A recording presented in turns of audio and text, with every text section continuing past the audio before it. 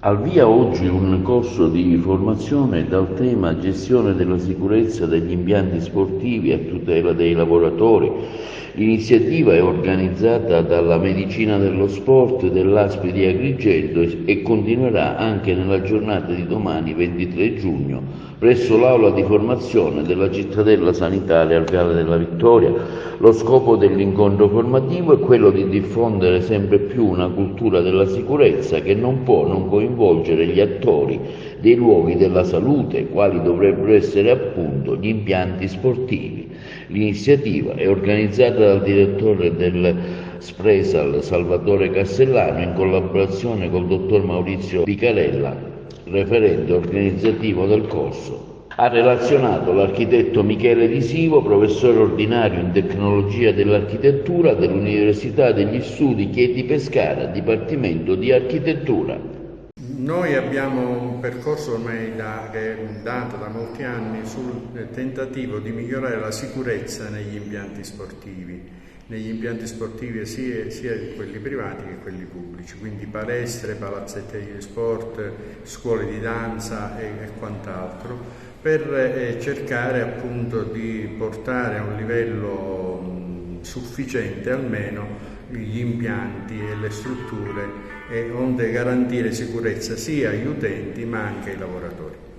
E questa situazione peraltro la riteniamo importante perché, come dicevo poco fa, centinaia sono gli operatori impegnati in provincia nell'ambito dell'impiantistica sportiva e migliaia ogni giorno sono gli utenti.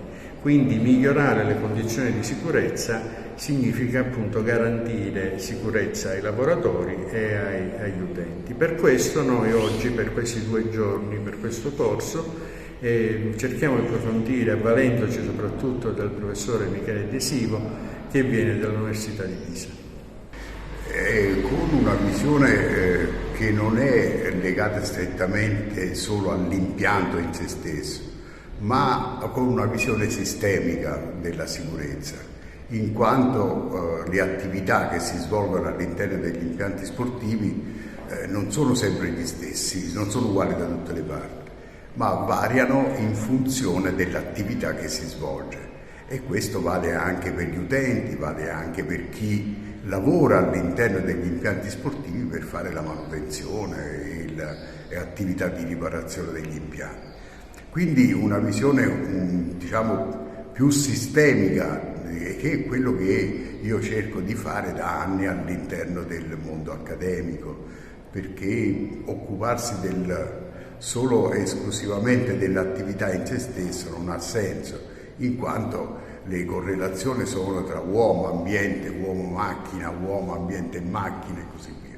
Quindi in questi 2 giorni cercherò di trasmettere ai partecipanti di questo corso queste nozioni, in particolare poi facendogli vedere come si fa a controllare il documento della sicurezza. Noi, unità di medicina del lavoro, unità funzionale di medicina del lavoro afferente allo Spresal dell'ASP di Agrigento, rappresentiamo quasi un'anomalia nell'ambito sia regionale, oserei dire anche nazionale. Noi siamo 2 operatori, io tecnico della prevenzione e un medico, che operiamo sul campo competenze in tutto il territorio provinciale ormai da diversi anni. Purtroppo le condizioni degli impianti sportivi, sia pubblici che privati, sono alquanto carenti. Noi abbiamo cercato in questi anni di fare un'attività sia di informazione e formazione che ovviamente di prevenzione. Ma le problematiche sono tante. Quello che noi cerchiamo di fare ovviamente è quello di garantire la tutela di tutti gli attori in campo, sia del gestore, che può essere il proprietario, può essere pubblico o privato, ma sia soprattutto degli utenti.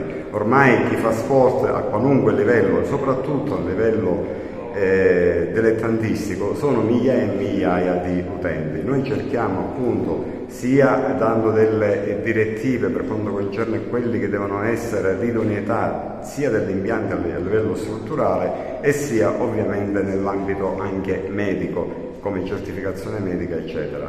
Per questo oggi ci pregiamo di aver invitato il professor Di Sivo dell'Università di Pisa e di Chieti Pescara, esperto in tecnologie delle costruzioni degli impianti sportivi e ricercatore, per far sì che questa cultura appunto sia della prevenzione ma soprattutto degli impianti sportivi non venga meno, anzi siamo addirittura agli albori. E poi con la riforma dello sport che ci sarà tra qualche giorno, entrerà in vigore il 1° luglio, dobbiamo capire che ogni palestra, ogni impianto sportivo sarà quasi un'azienda.